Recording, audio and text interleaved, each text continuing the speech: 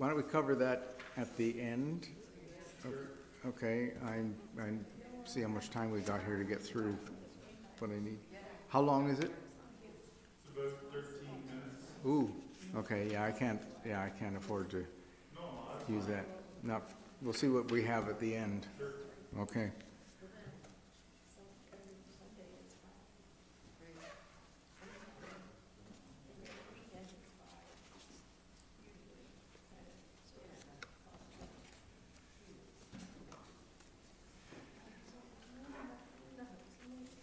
Okay, are we good to go?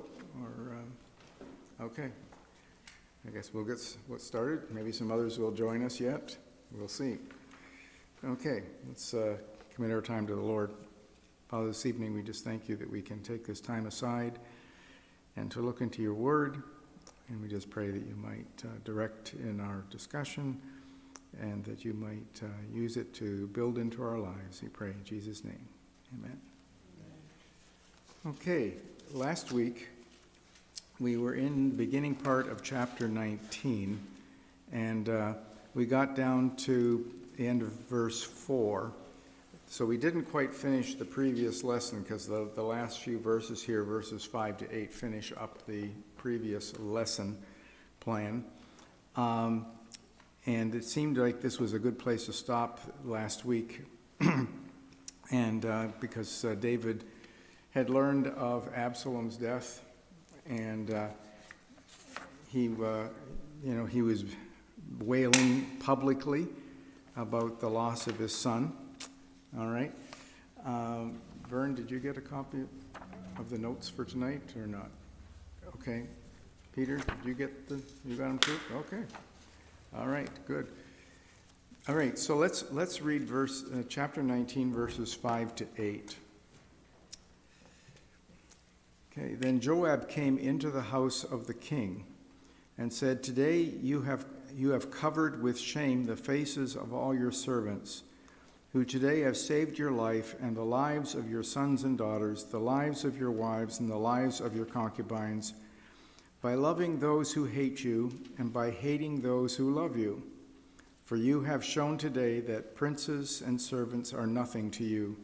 For I know this day that if Absalom were alive and all of us were dead today, then you would be pleased. Now therefore arise, go out and speak kindly to your servants, for I swear by the Lord, if you do not go out, surely not a man will pass the night with you, and this will be worse for you than all the evil that has come upon you from your youth until now." So the king arose and sat in the gate. When they told all the people, saying, "Behold, the king is sitting in the gate," then all the people came before the king. Now Israel had fled, each to his tent. That's quite the thing that Joab does. Okay, it's quite a stern rebuke. Okay, is it appropriate?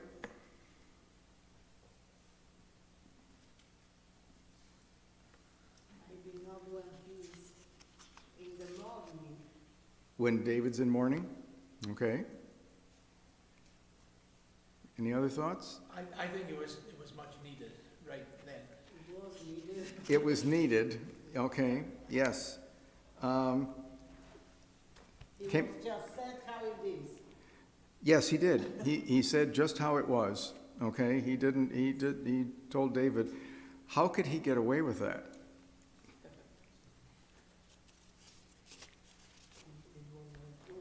He is chastising the king.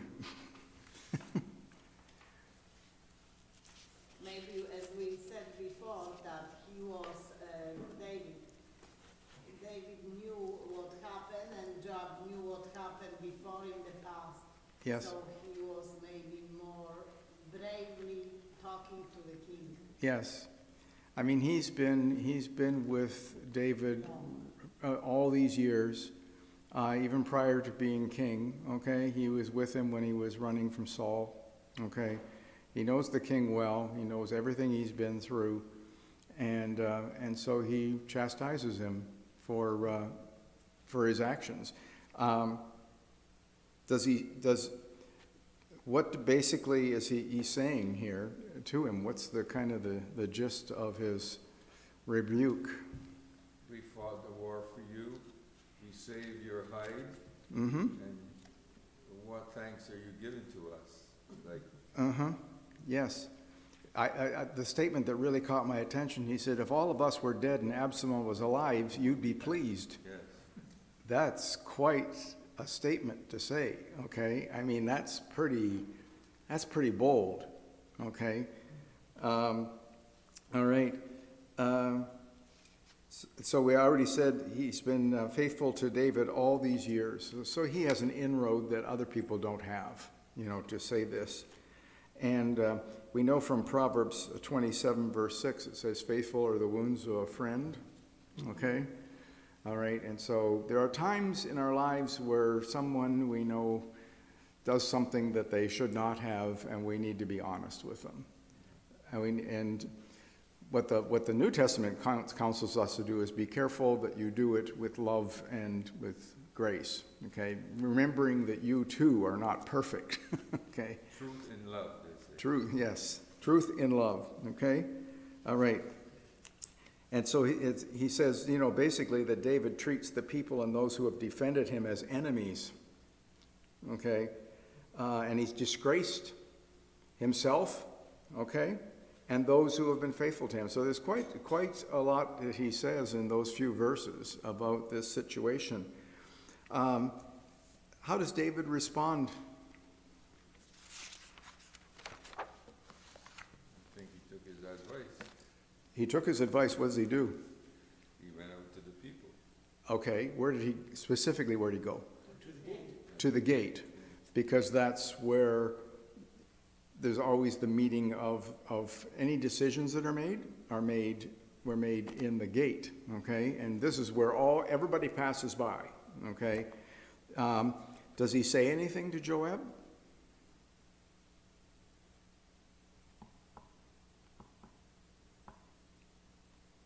Karen? No. No. What could he say to what Joab had just said to him? Not much. I mean, as you said, Robin, he knows and he agrees that Joab is right in what he said, and so he does the right thing, okay? And then the Joab's people. defense, though, this is not the first time he's chastised the king, but he does it in private. He doesn't call Yes. him out in front of people, Yeah. which he could have done too. Yes. I mean, here in these verses, we're not sure if this was in his private chambers or whether this was in the court, okay, where other people would be around, okay? Though I would tend to think he spoke to him in private, okay?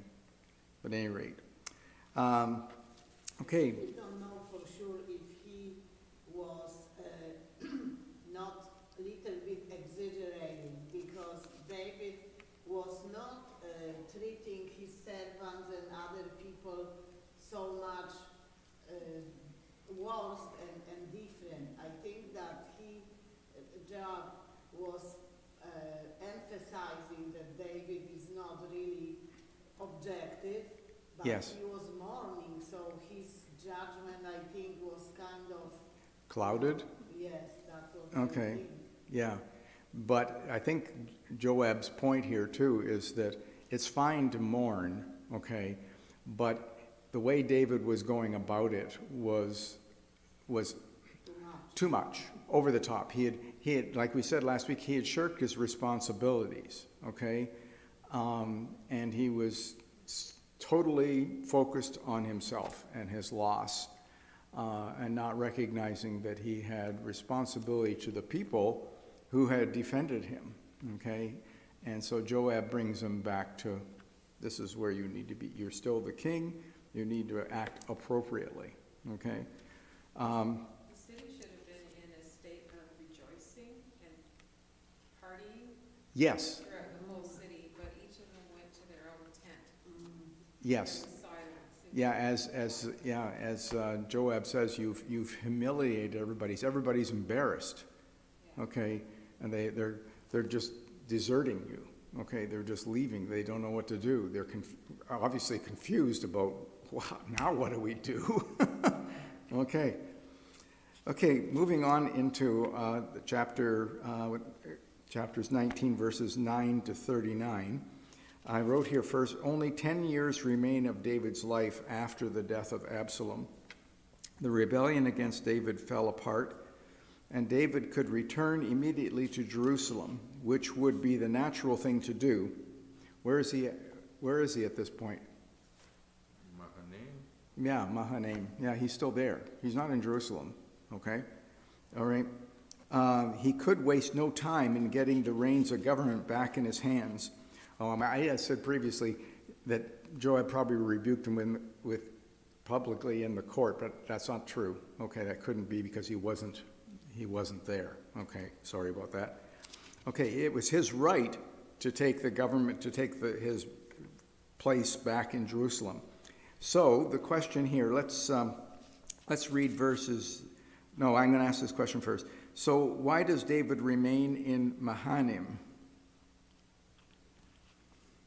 Why do you think he might have just stayed there? He doesn't just get up and go back to Jerusalem.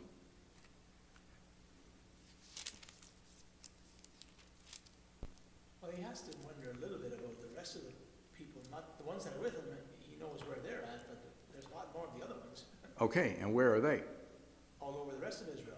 Okay, and Absalom conducted his revolt from Jerusalem. He was taking the throne, and so there's a lot of Absalom's supporters, supposedly, left in Jerusalem. So is it a wise thing just to go and return immediately to Jerusalem? He probably wants to wait a little Wait, bit to the matter settle. Yeah, let things settle down here, okay? All right. Knowing David's character, though, too. Okay, let's think back to when Saul died, and David was in Hebron. Okay, he was now the king. Okay, what did he do? He just stayed in Hebron. He was 7 years before he 7 came years. to the whole country? Yes, and he stayed in Hebron for 7 years. Why not go up to Jerusalem and take the throne? He was waiting on the Lord, I suppose, for the right time. Okay, yes, he was waiting on the Lord to direct him. He was waiting for something else as well. For the people to come around to his side. For the people to unite, to invite him to take the throne, okay? Because the country was divided, okay? There were the supporters of Saul, I'm sure, who are now feeling defeated, but they're not about to, say, oh, yay, David's king, And so he waited to be sure that it was the Lord's time for him to go to Jerusalem, and he wanted the support of the people, okay, of the nation. So it could be we're in a similar situation here. Okay, he's waiting for the Lord's direction about what to do, and he wants the tribes of Israel to be united in their desire for him to come back to Jerusalem. So let's read verses 9 and 10. It says, all the people were quarreling throughout all the tribes of Israel, saying, the king delivered us from the hand of our enemies and saved us from the hand of the Philistines, but now he has fled out of the land from Absalom. However, Absalom, whom we anointed over us, has died in battle. Now then, why are you silent about bringing the king back? Okay. So, why does Judah hesitate to bring David back as king, even though the tribes of Israel are ready to do so?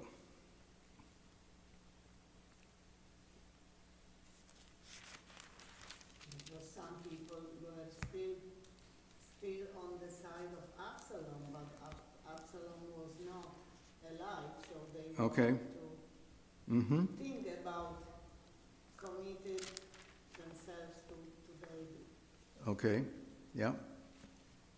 True. Would a king be looking to get rid of those who were part of a revolt? Say again, I'm sorry. Would a king coming back be looking to get rid of those who were part of a revolt? That would be the natural thing to do, and what did happen, any supporters would be executed, okay?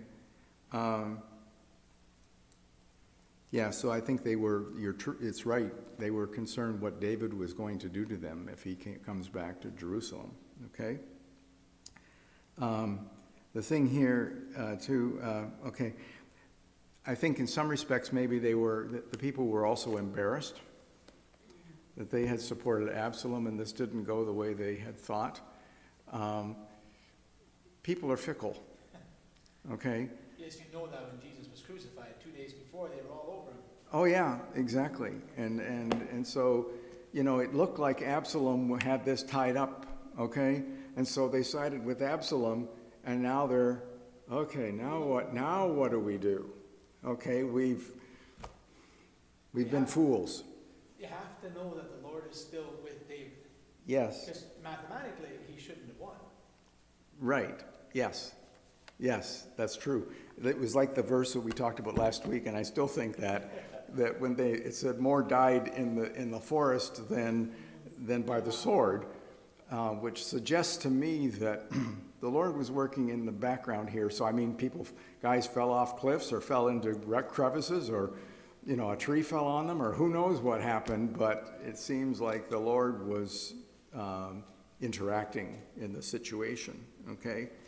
And the thing I think we need to be aware of too, there's always been this animosity between Judah and the rest of the tribes of Israel. And so here we are, here's David, who is from the tribe of Judah, okay, and we read here in these verses that all the tribes of Israel had gone to their tents, okay? And so now what do we do? Do we bring him back or don't we? Okay. Let's look at verse 12. Just a minute, hold on. Verse 11. Then King David sent Zadok and Abiathar the priests, saying, "Speak to the elders of Judah, saying, why are you the last to bring the king back to his house, since the word of all Israel has come to the king, even to his house? You are my brothers, you are my bone and my flesh. Why then should you be the last to bring back the king?" Okay.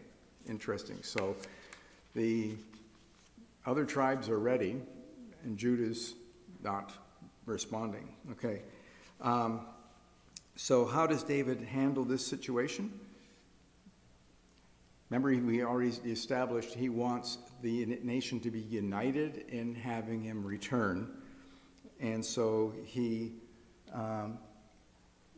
sent Zadok and Abiathar the priests to what? Talk to the elders, basically to find out the lay of the land, like to find out what's really going on in the court. Okay, yes, that's right. To make sure that he had their support. Yes, to make sure, he could have done it himself. He wants them to act as mediators, okay? He could have just gone himself and said, "What's up, guys?" Instead, he takes the background and he sends emissaries to act on his behalf to negotiate this, okay? And the priests, logically, would be accepted by all the tribes of Israel, including Judah, okay? They would be hopefully respected and listened to, okay? And would take the challenge, okay? So if the priests are on side, the rest of the nation would tend to follow, okay?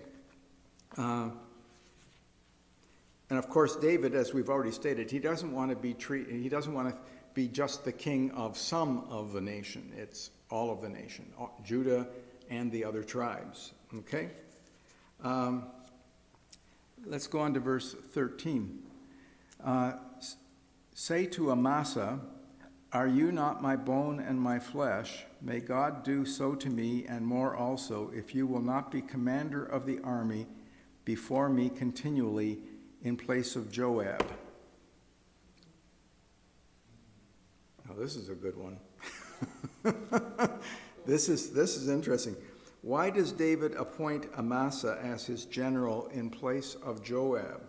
Maybe he didn't want to get more chastisement in the future. That would be the logical thing to think. Mm-hmm. His family. He's family, well, Joab is as well. But Joab is related. Closer family? Is Hmm? Amasa closer family, or? He was Absalom's commander. Ah, yes, very good point, Robin. Okay. Yes, he was the commander of Absalom's army. So what is this accomplishing? He will bring people which were with Absalom Mm-hmm. by kind of conforming them to the new king. Okay. Yeah, he's in the normal sense of things, the commander-in-chief of the other army would not get a promotion, would he? No, he would be killed for treason. Yes. You had something, Vern? Yeah, I was just gonna say, it's kind of interesting, it's almost a parallel of what happened when Saul had died. Yes. You have Abner, Yeah.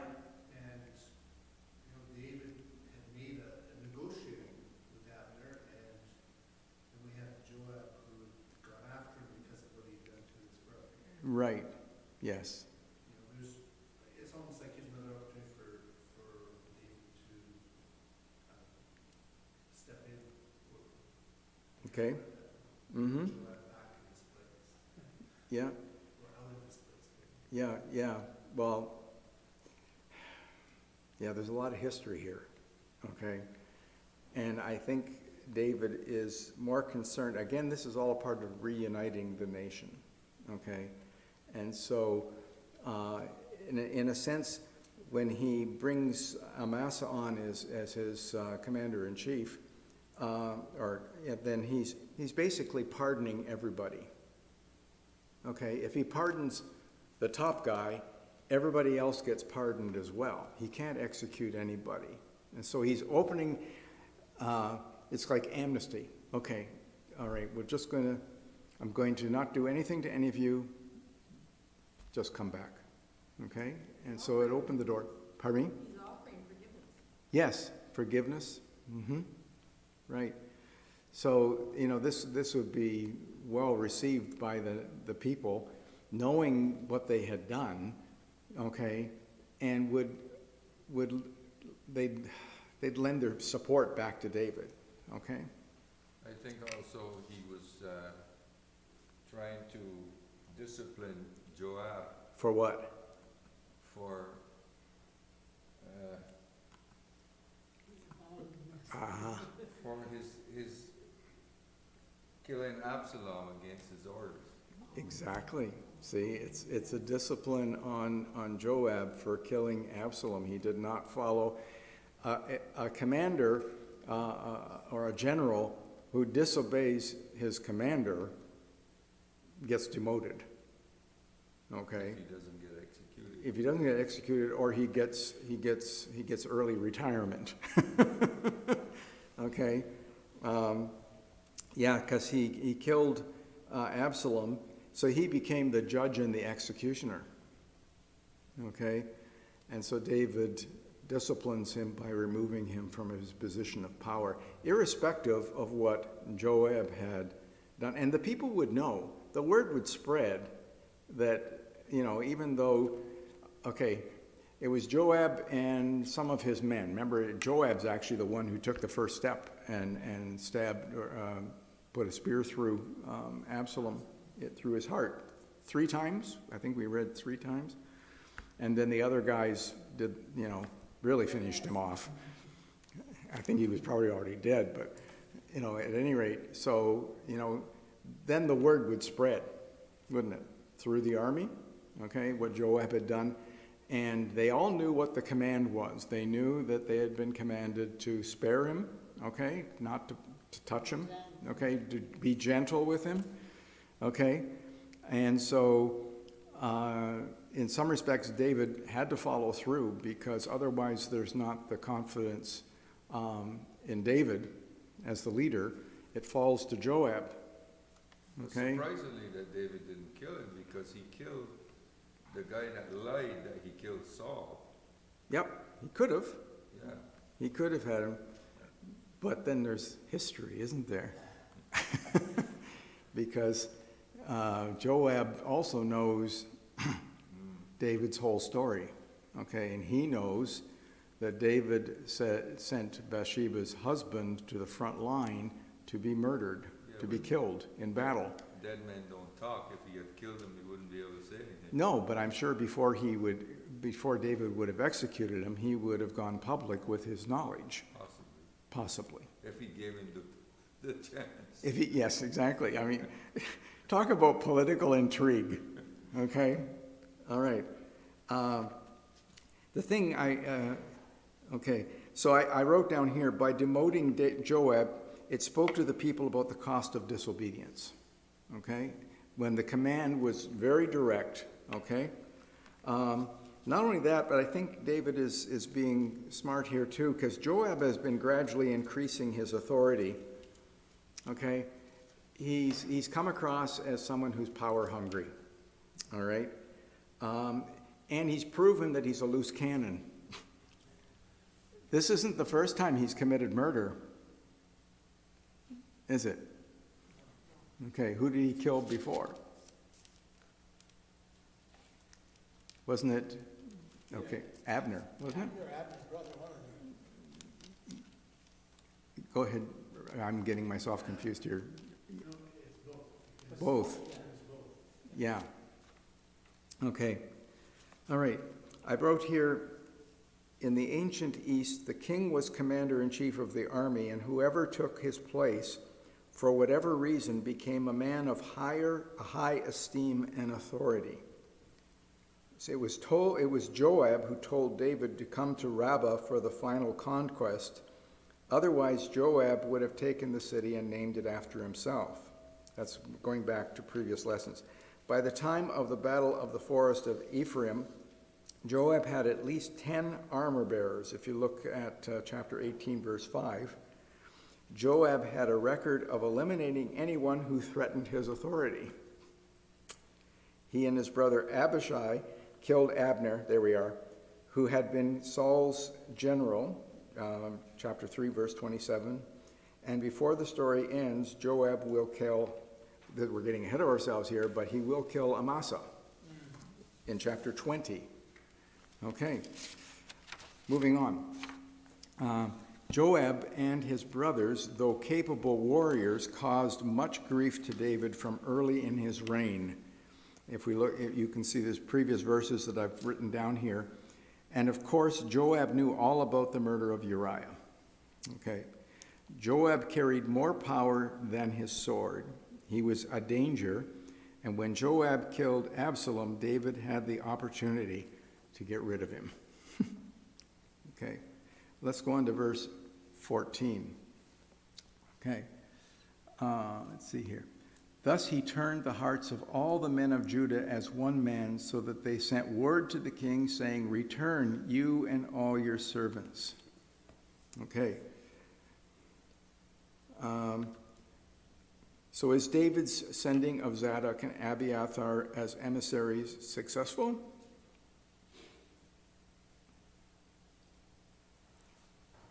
Yeah, because all of Israel requests that he come back. Okay?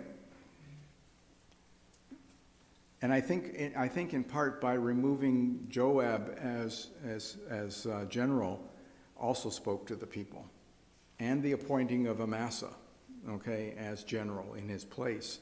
All of those things, having the emissaries, appointment of Amasa, and the removal of Joab, spoke to the people about, hey, David really is in control here, okay, and rightfully should be back on the throne. Okay, verses 15 to 18. The king then returned and came as far as the Jordan, and Judah came to Gilgal in order to go to meet the king, to bring the king across the Jordan. Then Shimei, the son of Gera, the Benjamite, who was from Bahurim, hurried and came down with the men of Judah to meet King David. There were 1,000 men of Benjamin with him, with Ziba, the servant of the house of Saul, and his 15 sons and his 20 servants with him, and they rushed to the Jordan before the king. Then they kept crossing the ford to bring over the king's household and to do what was good in his sight. And Shimei, the son of Gera, fell down before the king as he was about to cross the Jordan. There's some interesting things in these verses. Okay, a number of people mentioned here that we've talked about before. My first question here is, why is it significant that David would cross the Jordan? Okay, you can look at the map on the other page, the next page. You see where he was in Mahanaim, okay, and then he comes down and he crosses over the Jordan at Gilgal, all right? So what's significant about David crossing the Jordan at Gilgal? He could have crossed at other places. You have to think back to the nation's history here. This, you have to go way back. Is that where Joshua led them across? Yes, it's where Joshua led the people across, right? Okay, that was the first place. It was the first place that Israel camped after Joshua led the nation across the Jordan. I mean, they went to and did the conquest, the first one of Jericho, but they camped in that area. Okay, and look at the map again, where is Gilgal in relationship to Jerusalem? Not far, really. No, it's actually about 20 miles. Okay, it's about 20 miles, so it's got proximity, okay? And Gilgal, as we've just stated, was a key city in Israel's history, okay? And so by going there, David was reminding the people of their history, their previous conquest of the land, okay? And so here's in a sense, a new generation entering the land. Okay, now I'm not sure what was going through David's mind, but this kind of, it seems very significant that he chose this place to cross the Jordan. Okay? Okay. And it's interesting too, at Gilgal, Samuel renewed the covenant when Saul became king. Okay, so the original covenant was renewed at Gilgal. So when Saul became king, okay, renewed the covenant with Israel, with the nation. And so David comes back to Gilgal, it's like another renewal, all right? And that, if you want a reference, that was in 1 Samuel 11, verses 14 and 15, okay? So I wonder if, we don't know what actually happened at that location when he crossed over, but perhaps in some respects there was a rededication of him as king, okay? The fact that we read in these verses that all these people came to him, okay, is like a rededication, okay? What's significant about 1,000 Benjamites coming to accompany David in his crossing over Jordan?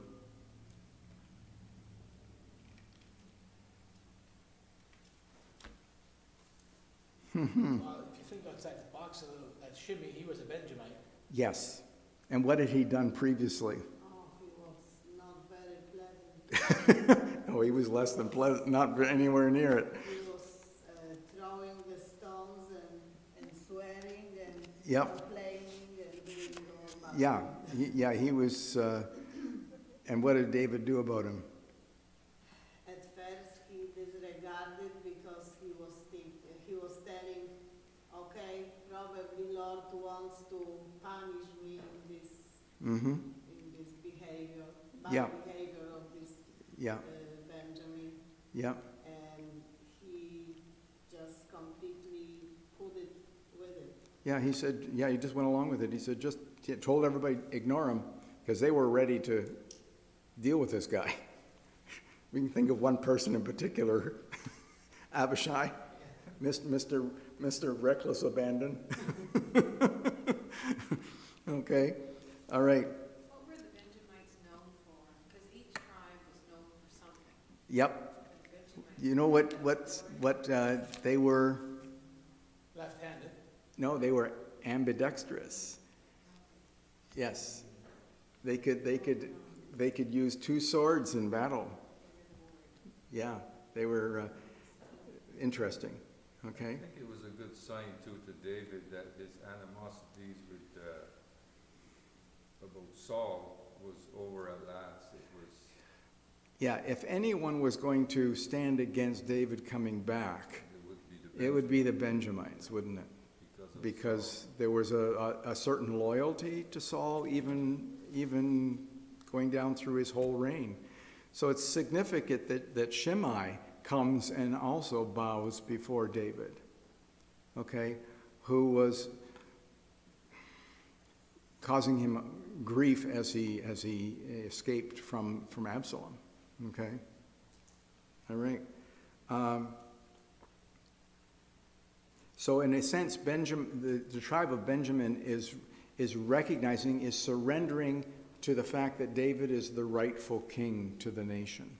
So of all the tribes that Benjamin comes is very, very high praise, okay, and would be noted by all the other tribes, especially to send, it's not just sending an emissary, it's sending 1,000 people to acknowledge that David is king. I mean, this is quite a procession, okay? All right, so I wrote down here, let's look at verses, I think I read those about, okay, let's continue. I only went to 18, didn't I? So let's go on to verse 23. So Shimei has fallen down before David. So he said to the king, "Let not my lord consider me guilty, nor remember what your servant did wrong on the day when my lord the king came out from Jerusalem, so that the king would take it to heart. For your servant knows that I have sinned. Therefore, behold, I have come today, the first of all the house of Joseph, to go down to meet my lord the king." But Abishai, the son of Zeruiah, here we have good old Abishai again, okay, said, "Should not Shimei be put to death for this, because he cursed the Lord's anointed?" David then said, "What have I to do with you, O sons of Zeruiah?" Like, you guys are just a pain, a pain in my side, okay? All right, what do I have to do with you that you should this day be an adversary to me? Okay, and David's basically saying, I'm establishing peace here, and you're trying to start another war. Okay. All right. Should any man be put to death in Israel today? For do I not know that I am king over Israel today? The king said to Shimei, "You shall not die." Thus the king swore to him. Okay. So what does David's pardoning of Shimei accomplish?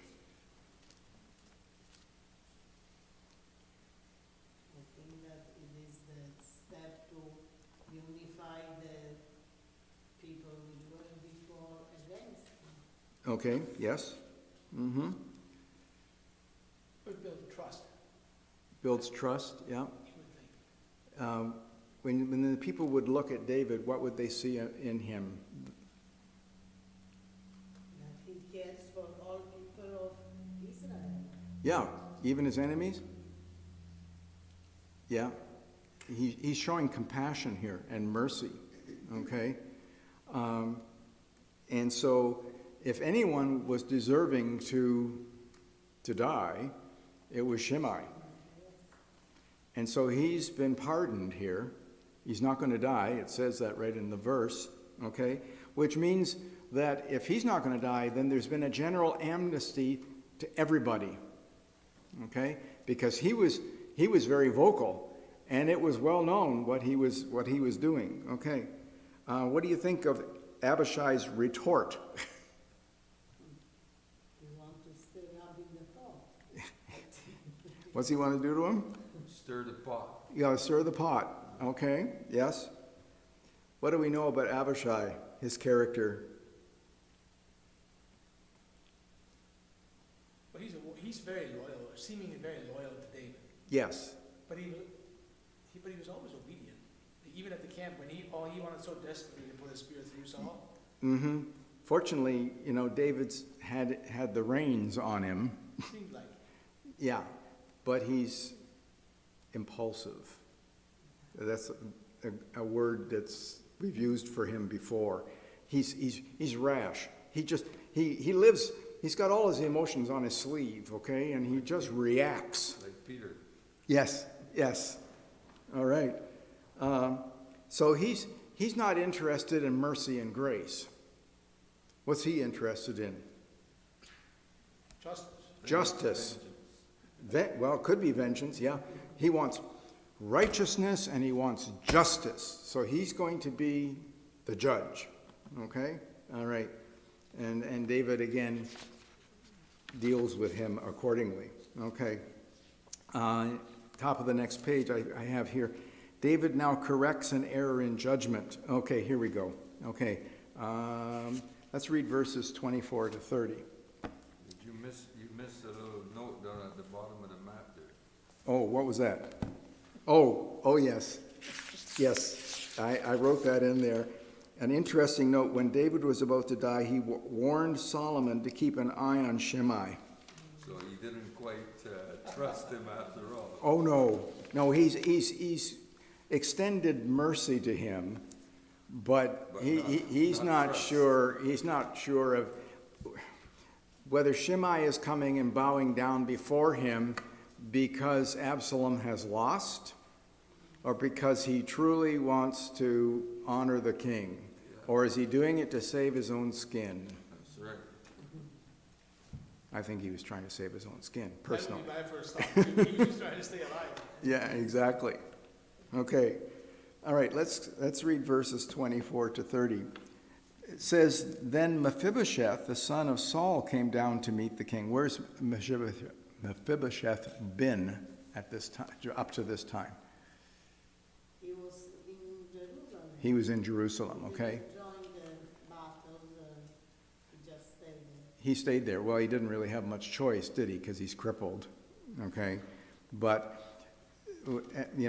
that's where he had been living for years, because David had brought him there to live, okay, because of David's promise to his father Jonathan that he would always care for his family, okay? So then Mephibosheth, the son of Saul, came down to meet the king, and he had neither cared for his feet, nor trimmed his mustache, nor washed his clothes from the day the king departed until the day he came home in peace. It was when he came from Jerusalem to meet the king that the king said to him, Why did you not go with me, Mephibosheth? Good question. So he answered, O my lord the king, my servant deceived me. Here it comes. Okay? For your servant said, I will saddle a donkey for myself, and I may ride on it and go with the king, because your servant is lame. So who was his servant? Ziba, yeah, or Ziba, or however you say his name, okay? All right, so he tricked him, okay? Yes, and then he came to David and he wanted to offer him food. He offered him a lot of food. Yes, And yeah, plead allegiance to King David and kind of forgot about his own master, which was Mephibosheth. oh yeah, because he had a plan in mind, okay? He was trying to ingratiate himself with the king, and of course then we know from what we read previously that David acted rashly, and he gave the inheritance to Ziba that belonged to Mephibosheth. Anyways, let's go on here. Verse 27, Moreover, he has slandered your servant to my lord the king, but my lord the king is like the angel of God. Therefore do what is good in your sight. For all my father's household was nothing but dead men before my lord the king, yet you set your servant among those who ate at your own table. What right do I have yet that I should complain any more to the king? So the king said to him, Why do you still speak of your affairs? I have decided you and Ziba shall divide the land. Mephibosheth said to the king, "Let him even take it all, since my lord the king has come safely to his own house." This is very, moving. Okay. So why did Mephibosheth go out to meet David? I think that he authentically was grateful to David for what he did to him, and he wanted to explain why he didn't join. Right. Yeah. Because Israel is coming to David. Okay. They're escorting him back.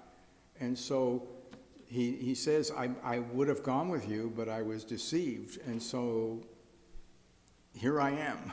Yeah, he wanted to make sure that the king understood that what Ziba did was not true. Right. Of course, he'd be aware now that Ziba had the land, that he had his inheritance. Okay. And so he wants the opportunity to speak to David personally. Okay. Deny Ziba's lies. Okay. And affirm his own allegiance. By coming, he's saying, I'm on your side. I always was on your side. Okay? It gives the impression that I wasn't. I didn't even shave. Yeah, and he didn't even care for himself. So he's been, in a sense, he's been in mourning this whole time. Okay? By not caring for himself, he was,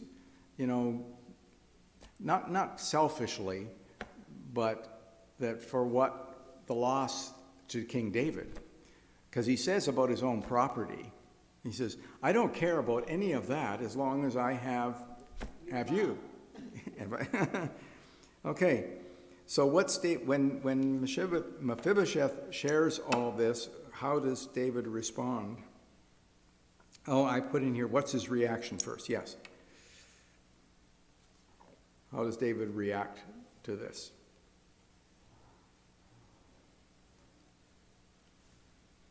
Not really very kindly. In my mind, he almost just kind of brushes it off and, do you not know that I already gave half of it away? Okay. Any other thoughts? He listens. He hears him out. Yeah, but Okay. he wasn't sure who was telling the truth, the king. Okay. Which one, Ziba or Mephibosheth? Mephibosheth, yeah. Okay. Well, he's talking about dividing the land, Yeah. meaning that he gave Ziba. Ziba did not really deserve, according to us, Yeah. anything. So he divides the land between Mephibosheth and Ziba. That's how he reacts to this. Could he have returned everything to Mephibosheth? Yeah, I did. Well, I would think so, because you take it away. It was his Yeah, because how did Ziba get it? line. By lying and treachery, right? So he doesn't deserve this. So David could have said, okay, we'll set the record straight here. Mephibosheth, you've got it all back. Ziba, you get nothing. Get out. Okay? So what is this showing here by David not taking that drastic move? He's kind of gone down a middle road on this one. Okay? You can have half and you have half. Because he's not sure. Okay. Like I said, he's not sure who is telling the truth. Okay. But he realized that the crippled man could not go to fight in battles. I Okay. think, Okay. because it is not even needed. He needs the help, never mind he would go and fight. Okay. Yes? Mm-hmm. So in a sense, I think too, David is forgiving Ziba for his lies and treachery by not taking it all back, but dividing it equally between the two of them. Mephibosheth has already said he doesn't care about the inheritance, the land and all. So it almost seems like, okay, we've been establishing peace here, reuniting the nation. So let's not make this, undo some of this. Let's calm the waters all the way across, okay? I mean, that's my thinking at least. And if you're like me, would, is this a decision you would have made? No, not me. No, I know I wouldn't. I would have said, you lied to me and you tricked me. You're out of here, okay? And actually, I'm surprised really on the decision of David. yes, yeah, again, it's showing his compassion and his mercy, and it's quite remarkable, you know, how he handles that. I mean, I lost my train of thought here. Yeah, at any rate, okay. How old was Mephibosheth again when his nurse took him away? Like 4 or 6? 7 or 6? Yeah, he was just a young child, yeah. I wonder what kind of an influence Jonathan had on Mephibosheth. Okay, Because wouldn't this be the kind of reaction that Jonathan would have had for David? Like he loved him like he was a brother, yes, and he was willing to give his kingdom. Like Yeah. he was Saul's oldest, or Yeah. Saul's, the rightful heirs of the throne, humanly speaking. yes. He had no problems handing it over to David. No, he was well prepared. If that had happened, he would have rightfully surrendered it all. So I can't help but think that David, if he thought about it all, he would know Mephibosheth is genuine. Yes, He says, I don't care about anything as long as the king is here. right, yeah. Especially when he says that Ziba can keep all the land. Yeah, he's kind of like, this isn't important to me. You know, he's been living in Jerusalem. Eating the king's food. Yeah, he's been a part of the court, okay? He's been at the king's table. He's been cared for all these years that David has been in power. He's been cared for. So he's not a young guy anymore. He's, let's see, how it was. I don't remember what his age was when David brought him to Jerusalem, but he wasn't a child anymore. He was an adult, okay, at that time. Because David went in search for any, okay, and he obviously was not aware of Mephibosheth until it was brought to his attention when he asked, okay? All right. So Mephibosheth here too is showing mercy as well, isn't he? He doesn't seek revenge. He doesn't seek to get even with Ziba for what he's done to him. Okay. Any other thoughts on that? Okay, let's go on to verse 31 then. Okay. 31 to 39. Now Barzillai, the Gileadite, had come down from Rogelim, and he went on to the Jordan with the king to escort him over the Jordan. Remember, what had we learned about Barzillai before? He brought food. Yeah, he brought provisions to David and all his entourage. It was huge what he brought, okay? He was a wealthy man. He obviously could afford to do that, but the fact that he did shows his allegiance. And now Barzillai was very old, being 80 years old, and he had sustained the king while he stayed at Mahanaim, for he was a very great man. The king said to Barzillai, "You cross over with me, and I will sustain you in Jerusalem with me." So we'll turn the table here. I'm going to take care of you now. All right. But Barzillai said to the king, "How long have I yet to live, that I should go up with the king to Jerusalem? I am now 80 years old. Can I distinguish between good and bad? Or can your servant taste what I eat or what I drink? Or can I hear any more the voice of singing men and women? Why then should your servant be an added burden to my lord the king?" Oh my goodness, interesting. "Your servant would merely cross over the Jordan with the king. Why should the king compensate me with this reward? Please let your servant return, that I may die in my own city near the grave of my father and my mother. However, here is your servant Chimham. Let him cross over with my lord the king, and do for him what is good in your sight." The king answered, "Chimham shall cross over with me, and I will do for him what is good in your sight, and whatever you require of me I will do for you." All the people crossed over the Jordan, and the king crossed too. The king then kissed Barzillai and blessed him, and he returned to his place. Okay, So Barzillai, as we know, was a wealthy landowner who had met David when he arrived at Mahanaim and supplied his needs and the needs of the people. That was chapter 17, verses 27 to 29. Okay, so what's the motivation? What is his motivation in coming to David and accompanying him across the Jordan? And he will not have use of him actually. David will not be, he will not be helpful to David. That is my- Well, okay, I'm saying, why did Barzillai come to David? This is before David says anything at all. He just wanted to welcome the king again. And Okay. everybody pay homage, I suppose. there. Okay, yeah. He's showing his allegiance, isn't he? He's reaffirming his allegiance, okay? And to encourage David as well. Sorry, Karen. He's an old man, so he doesn't know how many days he has to live, and so No. this is an exciting thing for him Yeah, to experience this. yes, yeah, to actually see this reaffirming of the king, okay? And that's quite a journey for him to make from down to the Jordan at 80 years of age. I mean, it's yeah, go ahead.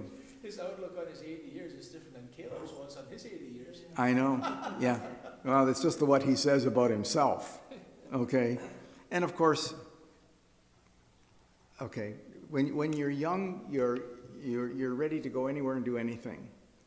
As you get older, you like stability, okay? And you like things to be, No adventure. yeah, no, I don't need any more surprises in my life, okay?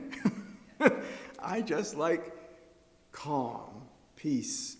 And so, of course, he would rather stay with his family, okay, at his advanced age, okay? He probably has his own lifestyle already established, Yes, so he does not want to go to the king place. yeah, And for sure, life is completely different there.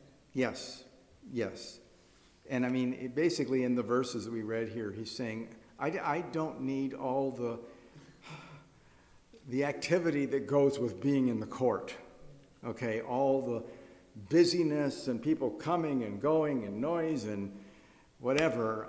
I just don't need that. So here, Just see, my son can go in my place, okay? So that's what he does. Yes, Karen. just seeing the king was enough for him. Yes, seeing the king is enough. Yes, exactly. All right. Why would David offer to take Barzillai in the first place to Jerusalem, provide for him? It was just showing his gratitude for all that he did for him. Okay, showing his gratitude, and in the light of all that has gone on in this chapter, what's David's overall objective for the nation? Unity. Unity? Yeah. But also maybe he would like to have the trustful advisors, I would say. Okay. The man was 80 years old, so he had Mhm. already shown his allegiance, and now maybe he would be still helping in advice. Yeah, and if he stays over Transjordan, he's got a spokesman on that side. So it's and Barzillai is obviously someone who's going to speak out to anybody who has any objection to David being king, okay? And so he's a better representative over on the other side of Jordan, okay? So I think David shows so much wisdom in how he's handled this whole situation, because if we think of ourselves in what has transpired here, I can't see for myself that I would have made these kind of decisions, okay? I mean, take Shimei, I would have dispatched him, okay? Guess that's a nice way to put it. And those who had come against me would be in prison or executed or whatever. I mean, that's just the natural way of doing things. David has just shown himself to be a very compassionate, gracious man. I think Okay. the steps he took were very helpful in uniting the country. Exactly. So if he would Yep. it would, I think, raise up more animosities. Well, that's true. And not only that, but people would live in fear of him. Rather than supporting him, they would tend to, if he were to execute certain leaders under Absalom's command, then anybody who had been in his army or whatever would be trying to disappear, stay out of the way. And so there wouldn't be that same unity. There wouldn't be that support, okay? People would be living in fear of their lives and afraid to say anything that opposed David because they don't know how he would react, okay? So the Lord has obviously worked in David all through all these years, and he's become the Lord has given him great wisdom in handling very, very difficult situations, okay? Irrespective of the mistakes he's made, you know, he's surrendered himself to God. The fact that he waited for the nation to come to him, okay? You can tell, I'm sure all that time that he was waiting, he was saying, okay, Lord, you do whatever you want to do. I'm waiting for you to work this all out, okay? And I'm sure the Lord was working in his mind as he made these different decisions, that the Lord was encouraging him to do this, okay? Because it's not in our nature to be merciful and compassionate across the board, okay? All right. So Barzillai's son Chimham goes in his father's place. In Jeremiah's time, there was a site known as Gereth Kimham, the habitation of Chimham near Bethlehem. Interesting. It's in Jeremiah 41, verse 17, which may have been where Barzillai's son settled his family. Just a side note, okay, on there. All right, so that takes me as far as I wanted to go, you know, for now, okay? And then because this is a nice breaking point, because then we're going to deal with, when we start again in September, we're going to deal with the last years of David's reign, okay? And what that was like. The big conflict is over, so, with Absalom. But, as I say at the beginning of the next chapter that I will be handing out at that time, that his troubles weren't over yet. There was still more to come, okay? It's up to you folks. Our time is gone, but we were talking about last week about Absalom putting up a monument to himself, which I think still exists today. We're not sure. You'll find out. Okay, Paul has found a video on this. It's just a few minutes. So I thought at the end of our lesson, if we had time, if you want to stay, if you need to go, go. But you might find this interesting.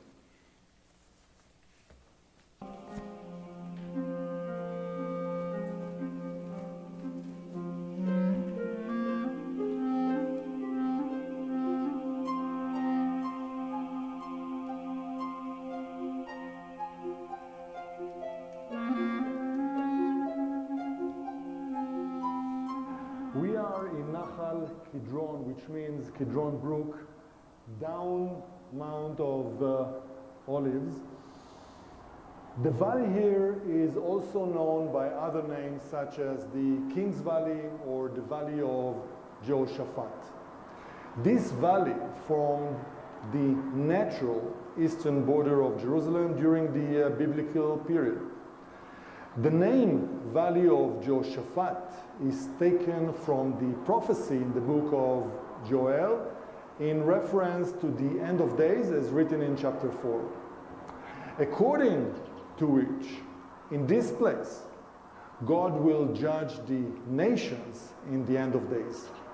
This prophecy of Joel, combined with the proximity to the Temple Mount, turned the valley here into a sought-after burial site since the First Temple period. And I will only mention that Absalom's tomb is located 130 meters from the southeast corner of the Temple Mount, as can be seen. There are many traditions regarding Absalom's tomb.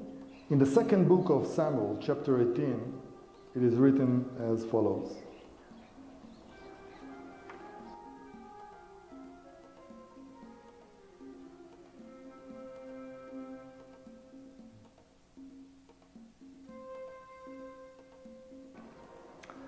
This sentence is the source of an ancient Jewish tradition linking the tomb with Absalom. The location of King's Valley is not defined, and so is the location of the tomb. Some identified the King's Valley with the Kidron Valley just in front of us. And so in this magnificent tombstone, the monument of the prince who rebelled against his father, King David.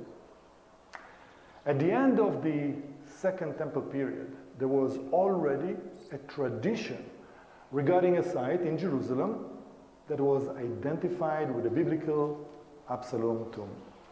Also, Josephus Flavius, in his book Antiquities of the Jews, identified the tombstone 370 meters away from a site in Jerusalem, but did not give an exact location. The copper scroll, which I expand on in the video Ancient Mysterious Tunnels in the Judean Desert, also lists a treasure that was placed in Absalom's tomb. In 333, the traveler from Bordeaux described the tombstone and identified it as the tomb of King Hezekiah of the kingdom of Judah at the time when kingdom of Assyria destroyed the kingdom of Israel. Absalom tomb is mentioned many times by many travelers to Jerusalem in reference to different people. An ancient custom of locals of all religions that I will mention in connection with Absalom's tombstone. But, let me start with a question. How is it that while many asked to be buried in front of Zechariah's tomb, located just 50 meters from here, no graves were found in front of Absalom's tombstone? So the custom is the stoning of the tombstone by children who were required to do so by their father, who did it to educate his not behaving son by requiring the child to curse Absalom for being a rebel son while throwing stones at the tombstone. Regarding the question I asked, I invite you to watch the video on Zechariah's tombstone that will address the question why people wanted to be buried close to it. This structure dates to the middle of the 1st century.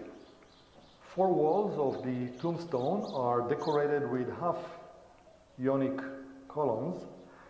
The beam system consists of a smooth architrave, a Doric frieze, and an Egyptian cornice. This combination of such a wide variety of styles from Greek, Roman, Egyptian architecture is unusual. The tombstone was curved out of the cliff, with its western side exposed to the outside, while its other 3 sides remained surrounded by the bedrock. In the northeast corner of the curved passage that surrounds the tombstone, a magnificent facade was curved, leading to a burial cave known as Jehoshaphat's tomb. The cave probably had 9 rooms. It contains burial mounds and vaults where the burial was probably in stone coffins, meaning sarcophagi. Jehoshaphat tomb cave was designed and curved as a single unit together with Absalom's tombstone. The tombstone, which its total height is close to 20 meters, consists of 2 main parts. The lower part is cube-shaped, curved in the rock, and made of a monolithic block that is separated from the rock and connects to it only at its base. It contains a small burial chamber that has vaults. The entrance to the tomb is located high above us on the south side, and access to it was apparently over a wooden bridge that was placed from the cliff to the south.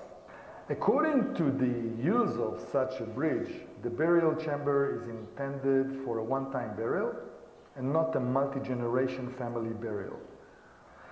As you can see in the photo, from the entrance to the tomb, steps descends to the burial space.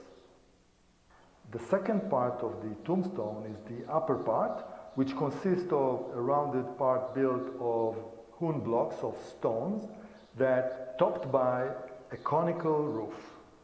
The upper part is used as the tombstone or nefesh for the tomb below, and possibly also for Jehoshaphat's cave. Nefesh is a word in Hebrew meaning soul.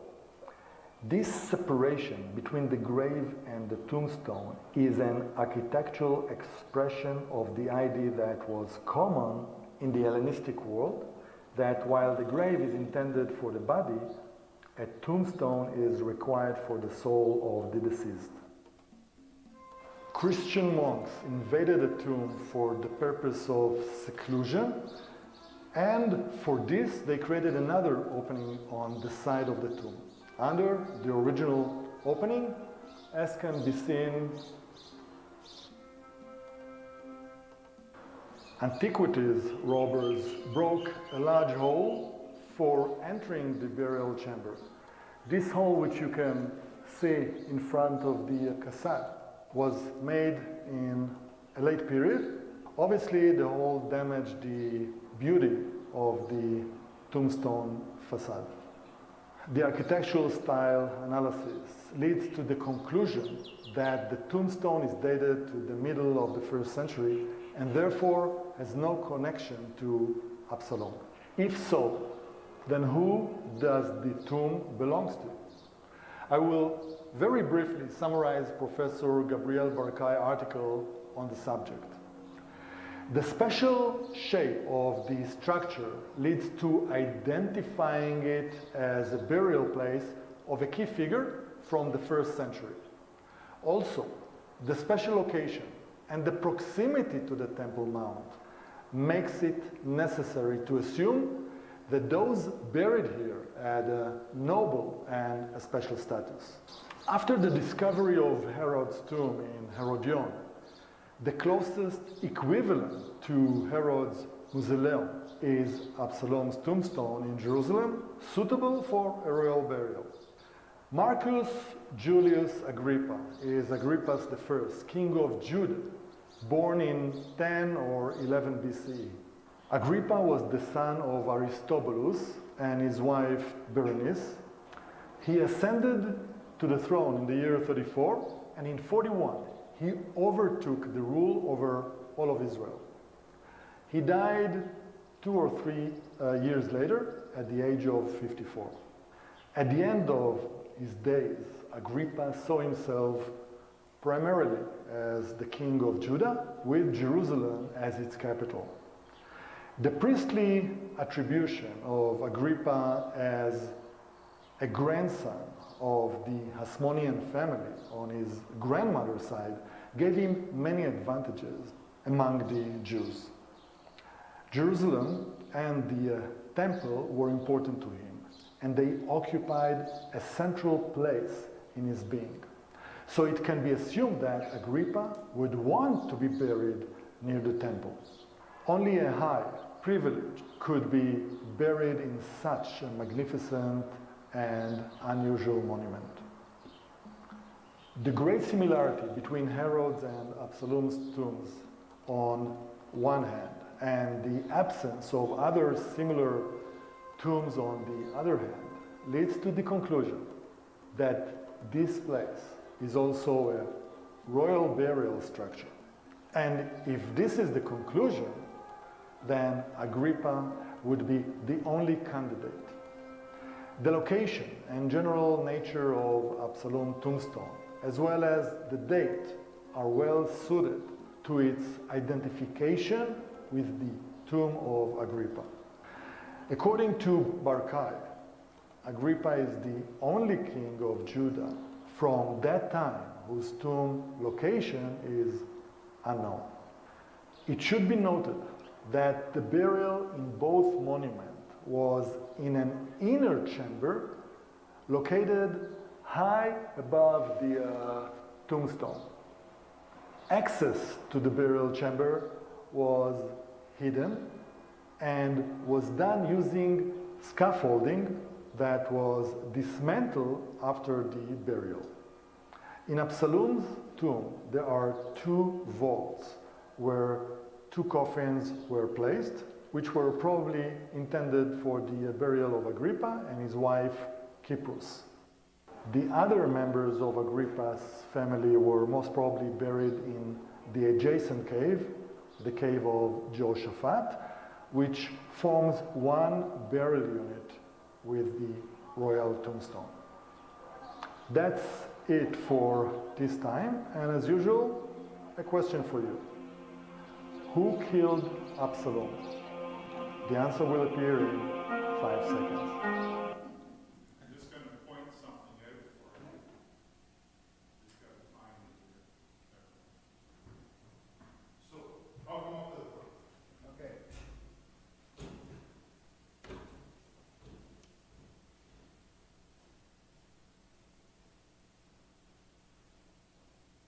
So in case you didn't catch it, because it's hard with his accent, Absalom's tomb, as it's known, is in the Kidron Valley. You're looking at the east wall of Jerusalem. If the camera spanned fully to the opposite direction, you would be looking at the Mount of Olives. And Jesus, on multiple occasions, took this route and passed Absalom's tomb regularly, because there was a main thoroughfare on the east side wall of Jerusalem. And according to prophecy, the Messiah is going to come across from the Mount of Olives, Gethsemane, and enter through what used to be the eastern gate. You see that high pillar in the center? That's the east gate into the city. The east gate of the city is sealed off. That east gate will be reopened when the Messiah comes for his millennial reign. Also, you can kind of see it at the bottom. There is a few tombs on the bottom right. And then when he spanned the camera around, you could see all of these tombs above ground. All those tombs are in the garden of Gethsemane. And they're purposely facing down the slope towards the east side. And it's the wealthy that get to be buried there. And the reason they bury there and bury above ground is so that when the Messiah does come, they're hoping to be the first to be resurrected to cross through the eastern gate into the city. And so there's thousands of graves on the opposite side of this valley. And the valley's quite long. Like, this is hard to really tell, but it goes quite a distance with all of the olive groves around the Mount of Olives and through the Garden of Gethsemane. But I found it fascinating. I watched like 8 different videos. And so the tomb itself, Absalom's tomb, is not Absalom's pillar. It was built in 1 AD, and this is why it's somewhat attributed to Marcus Agrippa for his burial. How it got the name Absalom, maybe it's because people characterize it as that, because Marcus was maybe viewed as a traitor of Israel as well. Even though he was a Jew, if you follow the Agrippa, the Herod Agrippa line, they were all scoundrels. And though they portrayed themselves to be faithful Jews and appointed actually by Rome, and prior to Rome, the Greeks, to serve as sort of puppet kings, for Judea, the people had no love for these men because they just taxed the people to death in order to, well, build a tomb, build a palace, build Masada. Masada was built by Herod the First. And so there's all of these interconnectivity politically, but then there's also all of this prophetic connection involved. And I don't know if you caught the story, but for the longest time, if a parent had a disobedient child, they would walk them down to Absalom's tomb and force their kid to throw rocks and curse the tomb. Which is like, whoa, okay. Because you're a rebel and I'm a rebel and all this connectivity. But yeah, so if you come across, now that you know, if you come across Absalom's tomb, it's not Absalom's tomb, because where was he buried? Down in the ravine, they covered him with stones. Covered him in stones, in the woods, unmarked, purposely so that he wouldn't be viewed as a martyr. And there's no record of it, No. scripture of them ever moving the body. No, and there would be, I think, if this was the case. And yeah, so I thought it was rather intriguing because everyone's saying, oh, okay, so Absalom, this is the pillar that he built unto himself. Nope, that's gone. It was just he says it about himself. It's Yes, just a monument.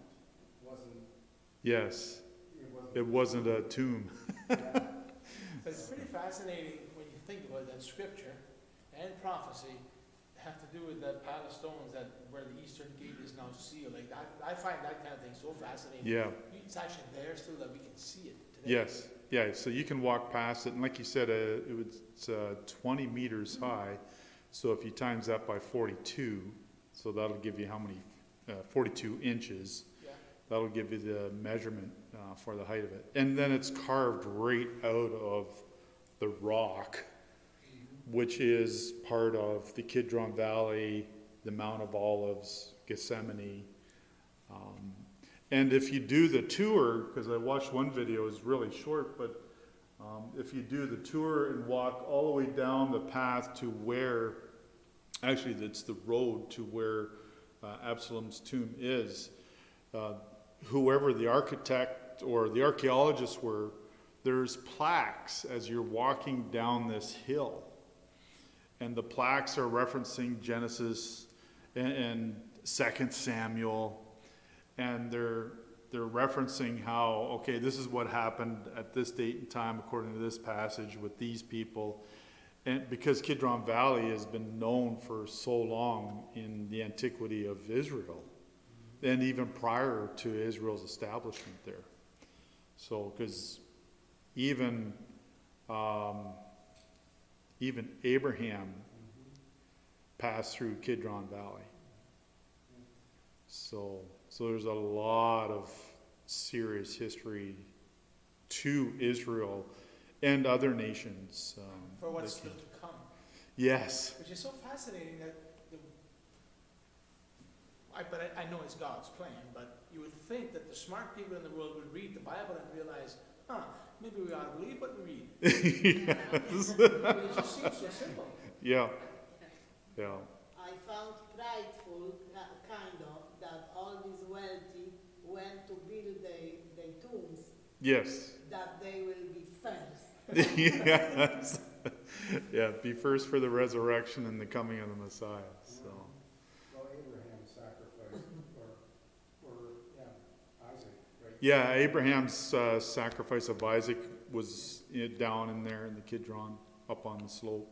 Yep. Jesus, like I've mentioned, multiple times passing through there. He would have passed through there as a kid.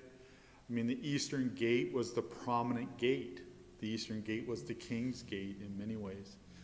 Yeah. And so back in his time, that would have been accessible, Yeah. but was shuttered. I think it was shuttered around 70 AD, if I remember correctly. So.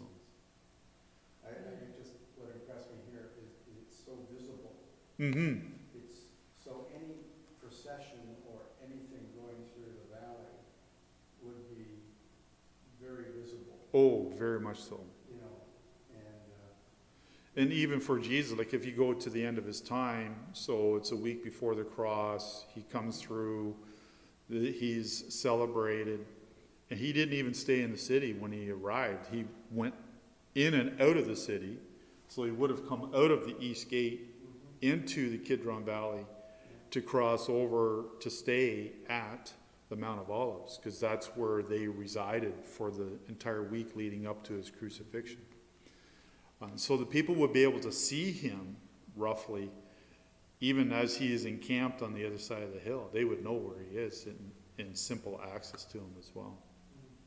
So yeah, I love history. It's amazing stuff. So they believe in the resurrection then, these famous people? Yeah, so That if they you were a wanted to pray? Pharisee, here's the interesting aspect to all of that. If you were a Pharisee, you believed in the resurrection. So those who followed the teachings of the Pharisees, the school of Gamaliel, for instance, you believed in the resurrection to come, based on essentially the Isaiah prophecies of the coming of the Messiah. And it was the Sadducees who rejected the resurrection. You'll recall that that counteractive conversation they had with Jesus. And Jesus told them, you don't even know what you read in the Bible about the resurrection. How is it that God is the God of Abraham, Isaac, and Jacob if they're still alive in God's mind? They're not dead, they're going to rise. And so the majority of the people followed the teachings of the Pharisees concerning the resurrection to come. And so this is why you have this establishment of a graveyard down in the Kidron Valley and up the side of the Mount of Olives. Because of that hope. It was an expression of their hope to see that occur. So, yeah. Anyways. Thank you for this. Thank you. Very interesting.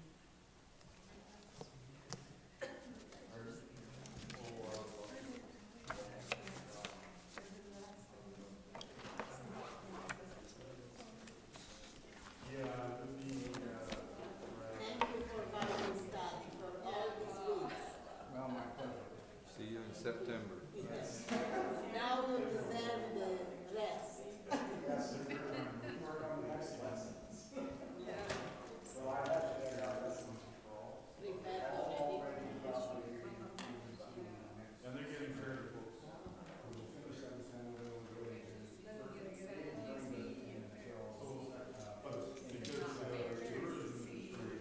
Yeah.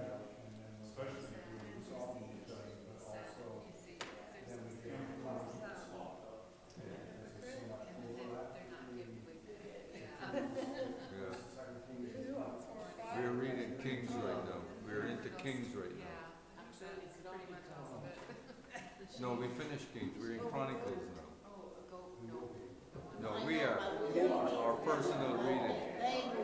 Yeah, we have the MacArthur Daily. I'm on the third time going through it now. Too bad my memory isn't very good.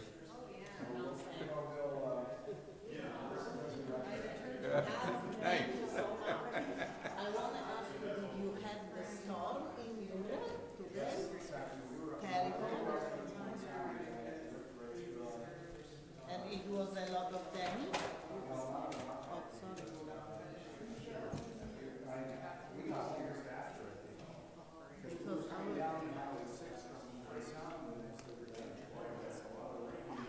but only You rain? didn't have any damage though at your house? You didn't have any damage at your house? No.